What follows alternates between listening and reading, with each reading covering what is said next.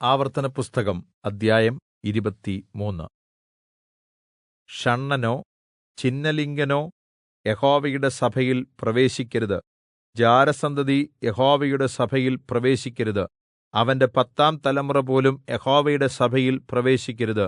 ഒരു അമ്മോന്യനോ മോവാബ്യനോ യഹോവയുടെ സഭയിൽ പ്രവേശിക്കരുത്. അവരുടെ 10-ാം തലമുറപോലും ഒരുനാളും യഹോവയുടെ സഭയിൽ പ്രവേശിക്കരുത്. നിങ്ങൾ ഈജിപ്റ്റിൽ നിന്ന് വരുമ്പോൾ അവർ അപ്പവും വെള്ളവുമായി വഴിയിൽ നിങ്ങളെ സ്വീകരിക്കാതിരുന്നതുകൊണ്ടും നിന്നെ ശപിക്കുവാൻ അവർ മെസൊപ്പൊത്താമ്യയിലെ പെഥോരിൽ നിന്ന് ബെയോരിന്റെ മകനായ ബിലെയാമിനെ നിങ്ങൾക്ക് വിരോധമായി കൂലിക്ക് വിളിപ്പിച്ചതുകൊണ്ടും തന്നെ. എന്നാൽ ബിലെയാമിന് ചെവികൊടുക്കുവാൻ നിന്റെ ദൈവമായ യഹോവയ്ക്ക് മനസ്സില്ലായിരുന്നു.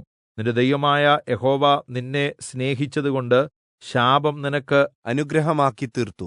ആകയാൽ നിന്റെ ആയുഷ്കാലത്തൊരിക്കലും അവരുടെ സമാധാനത്തിനും നന്മയ്ക്കും വേണ്ടി ചിന്തിക്കരുത്. ഏദോമ്യനെ വെറുക്കരുത്, അവൻ നിന്റെ സഹോദരനല്ലയോ. ഈജിപ്റ്റുകാരെ വെറുക്കരുത്, നീ അവന്റെ ദേശത്ത് പരദേശിയായിരുന്നുവല്ലോ. അവർക്ക് ജനിക്കുന്ന 3-ാം തലമുറയിലെ മക്കൾക്ക് യഹോവയുടെ സഭയിൽ പ്രവേശിക്കാം. ശത്രുക്കൾക്ക് നേരെ പാളയമിറങ്ങുമ്പോൾ കൊള്ളരുതാത്ത കാര്യമൊന്നും ചെയ്യാതിരിക്കുവാൻ നീ സൂക്ഷിച്ചുകൊള്ളണം.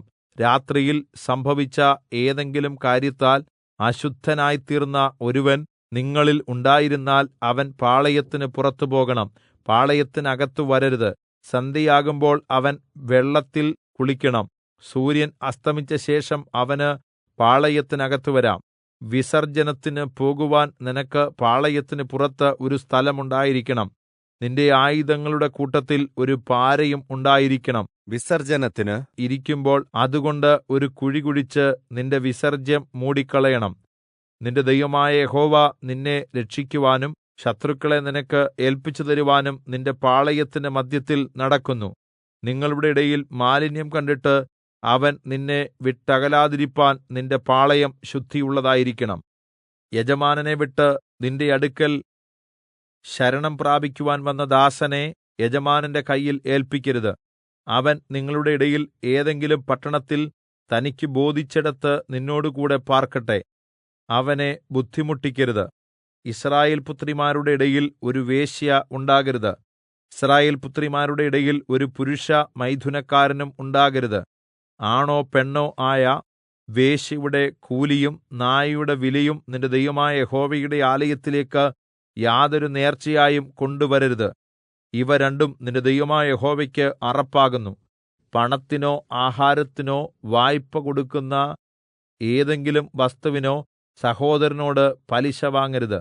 അന്യനോട് പലിശ വാങ്ങാം, എന്നാൽ നീ കൈവശമാക്കുവാൻ ചെല്ലുന്ന ദേശത്ത് നീ കൈവെക്കുന്നതിലൊക്കെയും നിന്റെ ദൈവമായ യഹോവ നിന്നെ അനുഗ്രഹിക്കേണ്ടതിന് സഹോദരനോട് പലിശ വാങ്ങരുത്. നിന്റെ ദൈവമായ യഹോവയ്ക്ക് നേർച്ച നേർന്നാൽ അത് നിവർത്തിക്കുവാൻ താമസം വരുത്തരുത്. അങ്ങനെ ചെയ്താൽ നിന്റെ ദൈവമായ യഹോവ നിന്നോട് ചോദിക്കും, അത് നിനക്ക് പാപമായിരിക്കും. നേരാതിരിക്കുന്നത് പാപം ആകയില്ല. നിന്റെ നാവിൽ നിന്ന് വീണത് നിവർത്തിക്കുകയും വായ്കൊണ്ട് പറഞ്ഞ സ്വമേധാദാനം നിന്റെ ദൈവമായ യഹോവയ്ക്ക് നേർന്നതുപോലെ നിവർത്തിക്കുകയും വേണം. കൂട്ടുകാരന്റെ മുന്തിരിത്തോട്ടത്തിലൂടെ പോകുമ്പോൾ ഇഷ്ടം പോലെ മുന്തിരിപ്പഴം തൃപ്തിയാകുംവണ്ണം നിനക്ക് തിന്നാം, എങ്കിലും നിന്റെ പാത്രത്തിൽ ഇടരുത്. കൂട്ടുകാരന്റെ വിളഭൂമിയിൽ കൂടി പോകുമ്പോൾ നിനക്ക് കൈകൊണ്ട് കതിർ പറിക്കാം, എങ്കിലും കൂട്ടുകാരന്റെ വിളവിൽ അരിവാൾ വെക്കരുത്.